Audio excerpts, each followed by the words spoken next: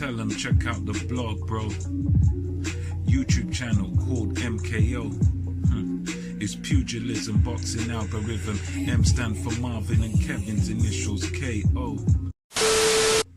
Ladies and gentlemen, we are the MKO Pugilism boxing channel, talking all things boxing, the left hooks, the right hooks, the uppercuts and everything. And make sure that you subscribe to this channel. Make sure you hit that like button if you like the content. Leave some comments, leave some thoughts below.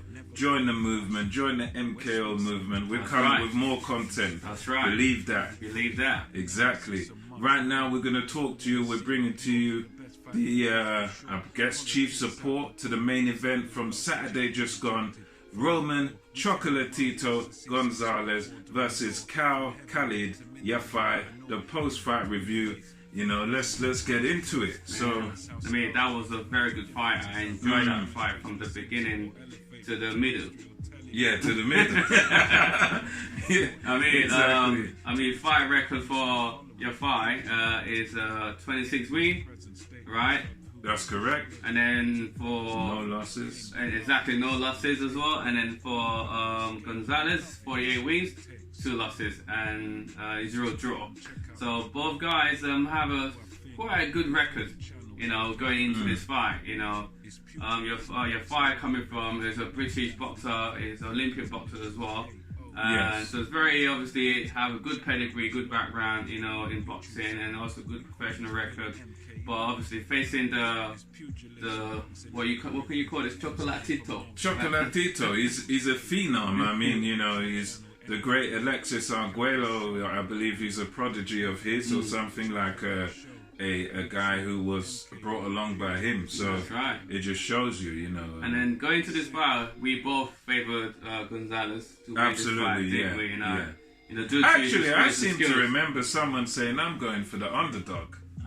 We might have to go back to the footage. Yeah, but I'm sure if you had your head screwed on, you would have said Gonzalez. I remember, boys. Yeah, because I go for the underdog because I went for the other guy. Yeah, other guy. You don't want to be boring. Yeah, exactly. Yeah, so we both have you know, like a face-up thing going on, a little battle thing. And cool. Plus, like if the underdog wins, you make money. You would look like a genius. Yeah, exactly. If you'd have won, you would have looked like a genius. Also, if I'm a betting man, I'll make a lot of money too. You make a fortune, bro. Yeah, that's fine. No question about that. I'll go that. for the underdog. But obviously, that just you know, we just saying that. But I know that Chocolatitto has more experience. He's a tough fighter. He's a smaller guy in the ring as well on the fight night, and he's a harder puncher. Very busy guy.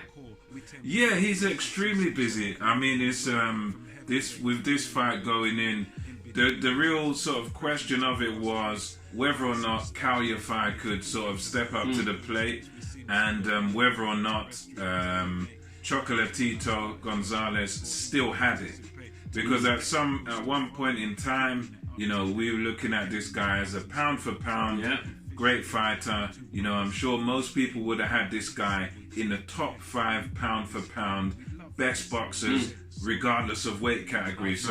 There was some point in time, you know, where this guy was like one of the top, at least top 5, you know, top 10 pound for pound. So irrespective, up there with the Lomachenkos and all these sorts of guys, you know. So this was a question of whether or not Yafai could rise up to a level, and whether Gonzalez was still at that level. So, you know, going into it, you know, we had a fact here actually on our PowerPoint that Yafai was actually the longest reigning British champion. He had reigned since 2016 as a world champion. So he had that to his name, at least, you know, fought some good guys. But again, we always knew this was a dramatic, major step up to see, okay, he's at world level. Can he get above that into the elite, the upper echelon of boxing? Can he step up? Can he do it? Can he compete with this great man, Chocolatitto, who, as we know, Kev, had 2 losses to the guy from the Philippines, Rung Rasai, I think that's how you say his name. Forgive me if I get it wrong, but I think that was his name. And he was able to beat Chocolatitto once over in points, which was could have gone either way, but then he stopped Chocolatitto, and people, you know, were really beginning to doubt him after that. This was about, he had a few fights after that, and now he was back. So we're trying to see, can he become world champion again? He was already 4-weight world champion. Can he win another world title, you know, in the super fly?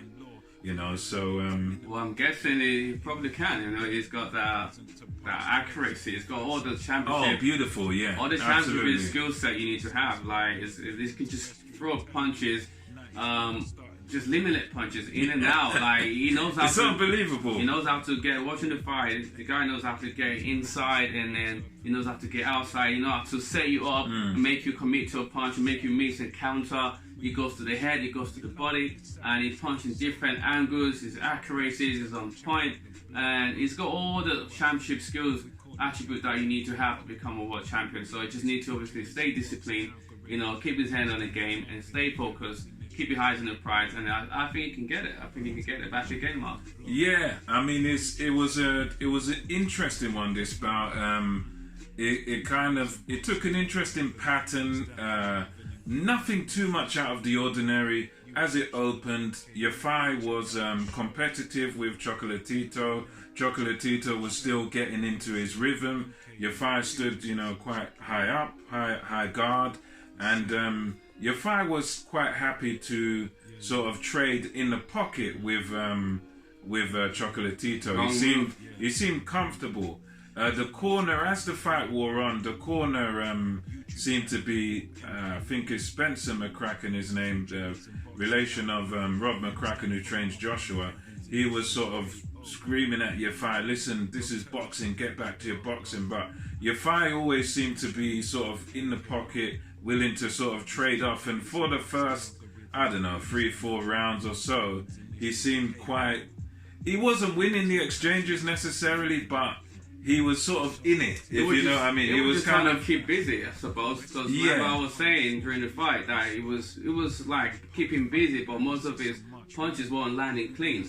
They were to me, they was hitting the gloves of Chocolatitto. So they weren't really. It was just to keep himself like, okay, I'm still in the fight, you know. Yeah. You know, that's what those punches were really there for. Really, it wasn't making any dent, any effect on Chocolatitto with those punches. They're more like what we call the pillow fist punches, you know. You're gonna do him like that. You know, because I mean, he was throwing a lot of punches that looked good, but Chocolatitto was just still standing there. He wasn't taking a step back. And to me, he could have like been more accurate with his punches and pick his punches carefully. Like only try to land punches that, only throw punches that will land. Not just like to keep the guys away from him, you know, just okay, I'm still in the fight. But apart from that, he done really well. But obviously, he outpunched himself because those punches weren't making any impact. No. They weren't making any dent. When you're throwing punches at a guy and he's not hitting him, eventually you're just gonna punch yourself out. And the guy still have numbers of energy and still throwing punches at you. What are you gonna do? You're just gonna discourage you. You're gonna capitulate eventually. Yeah, you're gonna go. So to me, he could have, like, as Marvin said, he was standing with Chocolatitto, like holding his ground. Close range. Yeah. That's not where he's supposed to be. As Marvin said, his corner man did tell him to kind of box on the outside, they wanted him to box. Yeah. You know, McCracken was calling for it all night long for him to just box, keep it long. I guess it's easier said than done when you're in there and you're under pressure like that. And this is where you have to be smart, you know, box intelligently. And so he could have he's a bigger guy, he has a longer reach as well. He just stay busy, just box from the outside, clinch him a bit, move around, you know. Yeah. All that stuff would have helped him in this fight. At least maybe helped him not to get knocked out. Knocked out. Yeah. So he needed to jab, grab. Yeah. What Fury accused Vladimir Klitschko of doing, jab, grab. That's probably just need to sort of grab him, sort of use the jab, try and keep it long. And kind of use tactics like roughing up tactics. You know, we're talking about grabbing and sort of holding. You know, that's how he'd have to somehow find a way of slowing the pace down and slowing like Chocolatitto down. Otherwise, what happened was always going to happen because he just had endless bounds of energy, just kept punching and punching. And when you think he's on the left, he's on the right. When you think he's on the right, he's on the left.